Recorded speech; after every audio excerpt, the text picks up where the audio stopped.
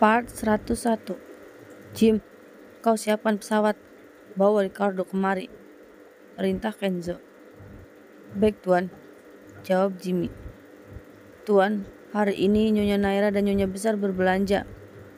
Dan ada sedikit insiden, tapi sudah bisa diatasi oleh Nyonya Naira. Jimmy melaporkan semuanya pada Tuan Kenzo. Aku tahu Naira aku pasti bisa menanganinya, gumam Kenzo. Tentu saja bisa tuan. Kau saja bisa tunduk padanya, ujar Jimmy keceplosan. Kau mau mati ya? Oke Kenzo. Maaf ya tuan. Jimmy pun tersenyum. Kau tahu tuan, andai ada satu lagi yang seperti Nyonya Naira, aku pasti akan langsung menikah, seru Jimmy dengan wajah sumringah. Kalaupun ada, kau belum tentu wanita itu mau denganmu. Dengan dingin Kenzo mengucapkannya. Aku itu kan 11-12 dengan Anda tuan. Pasti banyak wanita yang mau denganku, ujar Jimmy, namun Kenzo hanya menggelengkan kepalanya. Jimmy lalu mengambil ponselnya untuk menghubungi Dr. Ricardo. Apa kau serius, Jim? Tanya Dr. Ricardo pada asisten Kenzo. Sebentar lagi mereka akan menjemputmu, ujar Jimmy. Kau tahu, aku ini sibuk. Dia pikir aku tidak punya pasien di sini, keluh Dr. Ricardo pada Jimmy.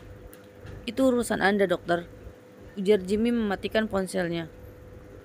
Tuan dan asistennya itu 11-12, gerutu Dr. Ricardo. Dirinya pun bersiap-siap untuk berangkat ke negara di mana Kenzo berada. Mobil yang ditumpangi oleh Naira dan Nyonya Besar sudah sampai di mansion. Nyonya Besar yang masih tampak kesal langsung masuk ke dalam mansion diikuti oleh Naira. Para pelayan membawa semua barang-barang belanjaan. Nyonya Besar, ini semua mau ditaruh di mana? Tanya pelayan pada Nyonya Besar, membuat Nyonya Besar menghentikan langkahnya dan menengok ke arah ke belakang. Berikan semuanya padanya, melirik ke arah Naira lalu kembali berjalan. Terima kasih Bu, pakik Naira yang terdengar oleh Nyonya Besar. Naira pun menarik nafasnya dengan sangat dalam, menghembuskannya dengan berat, menatap ke arah belanjaan yang sangat banyak itu. Nyonya, ini semua mau ditaruh di mana? Tanya para pelayan. Taruhlah di kamarku. Naira pun langsung berjalan menuju kamarnya. Walaupun semua barang belanjaan ini tadinya bukan untukku, tapi setidaknya sekarang dia memberikannya padaku, meski dengan terpaksa. Naira pun tertawa geli di kamarnya. Menatap barang belanjaan yang sangat banyak itu, lalu bergegas membersihkan dirinya ke kamar mandi di restoran yang berada di Mall C. Jadi semuanya sudah beres? Tanya Novi pada Dion. Yaps, jawab Dion. Terima kasih Pak Dion. Maksudku Dion, gumam Novi. Kau tidak usah berterima kasih. Aku melakukannya karena aku sudah menganggap Naira seperti adikku sendiri. Adik apa adik? Goda Novi. Sudahlah. Yang penting gadis menyebalkan itu sudah tak mengganggu Naira dan Tuan Kenzo lagi, pakik Novi. Alexa, bukan gadis yang menyebalkan. Dia gadis yang baik, ujar Dion sambil tersenyum. Novi yang melihat perubahan wajah Dion pun mengerti. Apa kau menyukainya, Alexa? Selidik Novi yang hanya dijawab senyuman oleh Dion. Kau ini, gerutu Novi. Oh iya, bagaimana wajah Tuan Kenzo? Pasti sangat tampan kan? Tanya Novi penuh dengan antusias. Aku jauh lebih tampan darinya, gumam Dion mengerlingkan matanya. Aku bertanya serius Dion, kau itu beruntung sekali bertemu dengannya. Aku saja belum pernah bertemu dengannya, karena Naira dan Tuan Kenzo tidak pernah berjalan berduaan, gerutu Novi. Aku pun serius, tentu lebih tampan diriku, ujar Dion memperlihatkan wajahnya yang serius dan membuat Novi tertawa. Aku heran kenapa Naira bisa menikah dan bertahan dengan orang sedingin Kenzo, gumam Dion. Tanpa disadari, Dion ada sepasang mata yang melihat mereka berbicara dari kejauhan. Siapa gadis itu? Kenapa mereka tampak akrab? Gumam Alexa. Alexa yang sedang berjalan-jalan tanpa sengaja melihat Dion yang sedang duduk. Ketika ingin menghampirinya, Alexa melihat ada wanita yang menemani Dion di sana. Langkahnya pun berhenti. Alexa hanya bisa menatap mereka dari kejauhan. Ada rasa yang menghimpit di dadanya. Entah kenapa Alexa merasa sesak melihat Dion berbicara dan tertawa bersama wanita lain. Apakah aku mencintainya? Gumam Alexa. Tidak mungkin, masa secepat ini diriku mencintai pria lain? Gumam Alexa kembali. Kenzo yang sudah pulang dan berada di kamarnya menatap barang belanjaan yang ada di meja kamar. Naira yang baru keluar dari kamar mandi melihat Kenzo yang sudah duduk di sofa kamar. Kau sudah pulang? Tanya Naira menghampiri Kenzo, membuka jas dan dasi yang masih dikenakan Kenzo, menaruhnya di kursi sofa. Bagaimana harimu? Tanya Kenzo membelai rambutnya. Hariku sangat menyenangkan.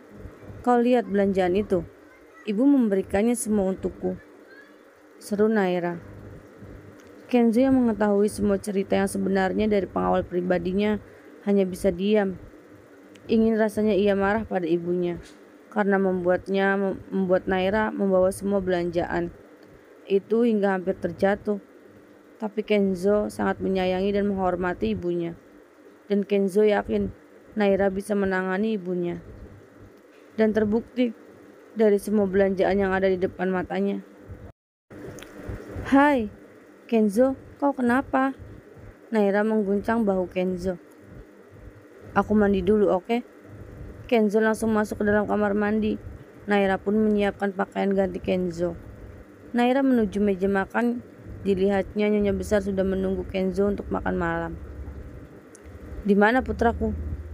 Kenzo sedang mandi, Bu. Jawab Naira. Kenzo yang sudah berganti pakaian langsung menuju ruang makan. Kenzo, kau masih ingat dengan Jenny? Seru nyonya besar pada Kenzo. Jenny anak dari Tuan Abraham, kolega kita, teman dekat ayahmu. Jawab Kenzo singkat. Besok dia akan datang kemari, ujar nyonya besar. Bu, kau sudah tahu peraturan di mansion ini. Hanya keluarga yang bisa masuk dan keluar mansion ini. Kenzo berbicara dengan suara beratnya. Iya, tapi ibu bermaksud. Belum selesai ibunya berbicara. Sudah kukatakan, aku tidak akan menikah lagi. Seru Kenzo langsung meninggalkan ruang makan tanpa menyentuh makan sedikit pun. Naira yang sedari tadi hanya diam menatap ke arah nyonya besar. Ada guratan rasa kecewa di wajah ibu mertuanya. Pak Li, tolong bawakan makanan Kenzo ke kamar. Pinta Naira pada Pak Li. Bu, aku permisi ke kamar dulu. Naira pun langsung bergegas menyusul Kenzo. Ibu yang melihat Naira hanya bisa diam. Kenapa begitu susah untuk bisa berbicara denganmu? Sejak kematian ayahmu, kau banyak sekali berubah, Kenzo. Maafkan ibu yang telah memberikan tekanan yang besar dalam hidupmu. Gumam nyonya besar dalam hati. Kenzo, kau itu belum makan. Kenapa balik ke kamar?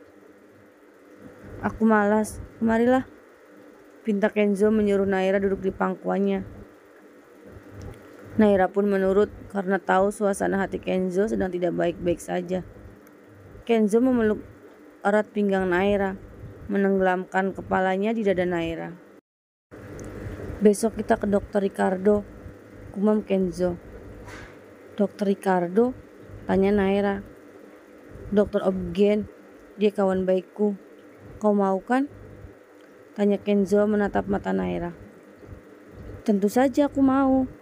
Seru Naira mengacak-acak rambut Kenzo. Tapi sebelum itu kau makan dulu Mister Beruang Kutub. Kenzo pun tertawa mendengar Naira menyebutnya Beruang Kutub. Sudah lama sekali Kenzo tidak mendengarnya. Sebutan itu yang diberikan oleh Naira saat-saat awal pernikahan. Baiklah gadis bodoh, seru Kenzo yang membuat Naira dan Kenzo pun tertawa keras. Kenzo pun makan malam di dalam kamarnya. Di luar ruang kamar, nyonya besar mendengar suara Kenzo yang sedang tertawa lepas. Suara tawa yang sudah lama tidak ia dengar dari Kenzo. Sejak ditinggal oleh ayahnya, Kenzo menjadi seorang yang pendiam dan sangat dingin. Setelah mengenal Angel, Kenzo bisa sedikit berubah.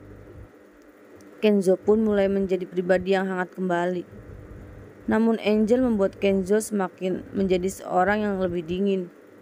Karena sakit hati, cintanya ditipu oleh seorang Angel wanita jalang. Nyonya besar mendengar Kenzo menikah dengan jalang itu. Tapi Nyonya besar tahu itu semua dilakukan Kenzo untuk membalas sakit hatinya. Seorang Angel akan melakukan berbagai cara untuk bisa mendapatkan Kenzo kembali. Maka dari itu, Kenzo mulai permainannya hingga akhirnya kini Angel mendekam di balik terali besi. Seandainya kau dari keluarga yang berada, tentu aku dengan senang hati menerimamu sebagai menantuku. Gumam Nyonya besar dalam hati, meninggalkan kamar Kenzo dengan wajah sendunya.